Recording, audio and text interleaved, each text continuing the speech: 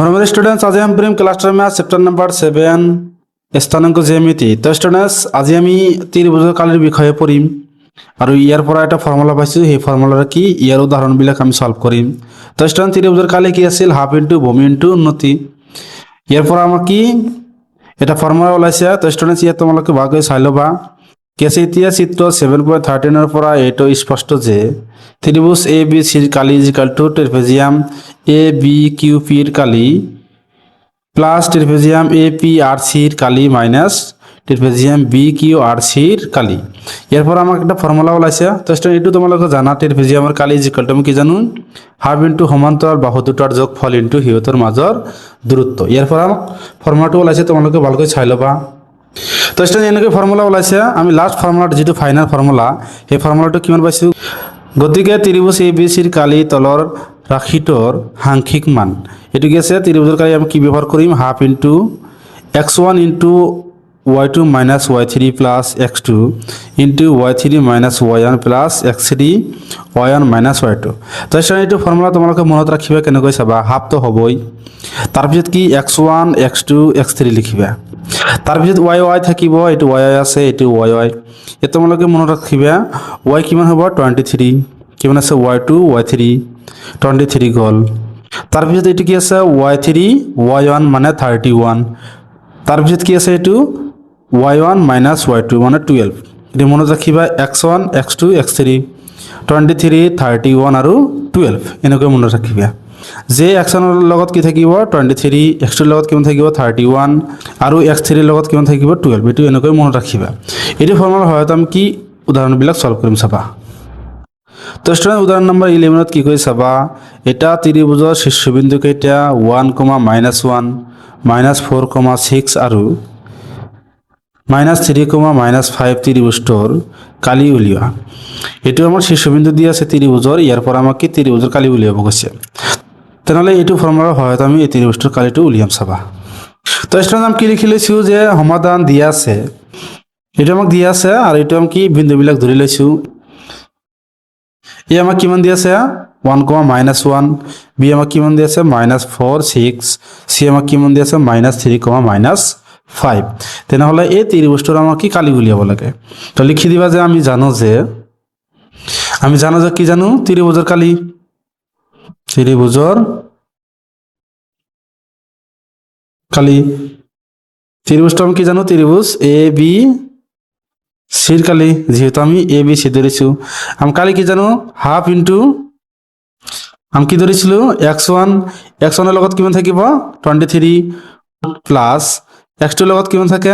31 3 minus y1 plus x3 লগত কিমান থাকে? 12 y1 মাইনাস y2।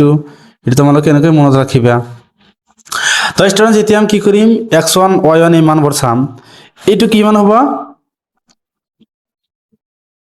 এটো কিমান হ'ব? x1 x2 x3 y1 y2 y3।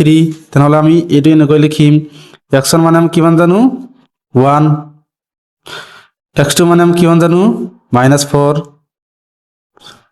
x3 মানে আমি কিমান জানো? -3। তাৰপিছত y1 মানে আমি কিমান জানো স্টুডেন্টস?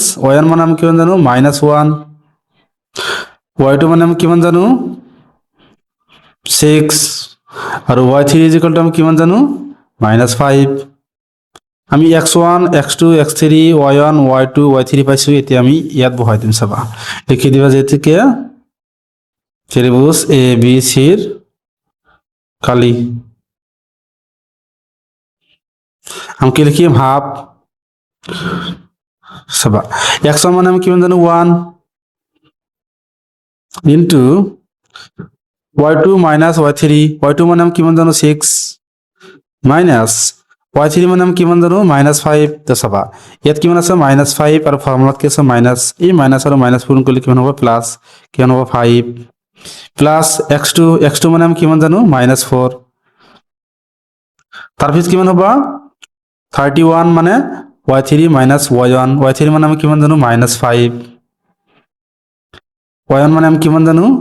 -1। তো স্টুডেন্ট ইয়াত আছে -1 আৰু ফৰ্মুলাত আছে -1 পূৰণ কৰিলে কিমান হ'ব? +1 প্লাস x3 আছে x3 মানে আমি কিমান জানো -3 তাৰপিছত চাবা কিমান হ'ব 12 y1 মাইনাছ y2 y1 মানে আমি কিমান জানো -1 আৰু y2 মানে কিমান জানো আমি 6 -6 হ'ব ব্ৰেকেট ক্লোজ কৰি দিয়া তাৰপিছত কি হ'ব চাবা ষ্টুডেন্টস এটা কিমান হ'ব 6 আৰু 5 যোগ কৰিলে কিমান হ'ব 11 11 এৰ লগত 1 পূৰণ কৰিলে কিমান হ'ব 11 এই হ'ব প্লাস এটা কিমান হ'ব -5 এর লগত +1 কৰিলে কিমান হ'ব -4 কিমান হ'ব -4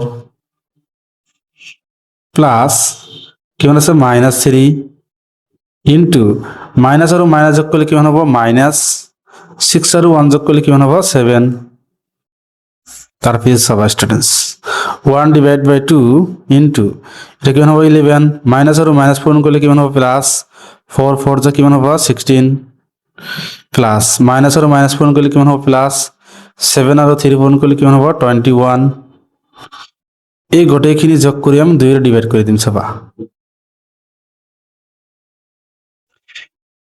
1 আৰু 6 যোগ কৰিলে কিমান হ'ব 7 7 আৰু 1 যোগ কৰিলে কিমান হ'ব 8 2 আৰু 1 যোগ কৰিলে কিমান হ'ব 3 3 আৰু 1 যোগ কৰিলে কিমান হ'ব 4 হাফ ইনটু কিমান হৈছে 48 আমি যদি 2 ৰে যদি ইয়াক ডিভাইড কৰো কিমান পাও 2 2 গুণ 4 4 2 গুণ 8 এতিয়া আমি কিমান পাইছো 24 24 লগত যদি 1 পূৰণ কৰি দিয়া কিমান হ'ব 24 এই হ'ব তেনেহলে আমি ত্রিভুজ ABC ৰ কালিটো কিমান পাইছো 24 ইয়াত বৰ্গ একক লিখি দিবা খালি হতে কি হতা আহিব বৰ্গত আহিব ইয়াত কি লিখি দিবা বৰ্গ একক তেনেহলে ত্ৰিভুজ ABC ৰ কালি কিমান হ'ব 24 বৰ্গ একক লাষ্টত তোমালোকে লিখি দিব পাৰা যেতে কে ত্ৰিভুজ ABC ৰ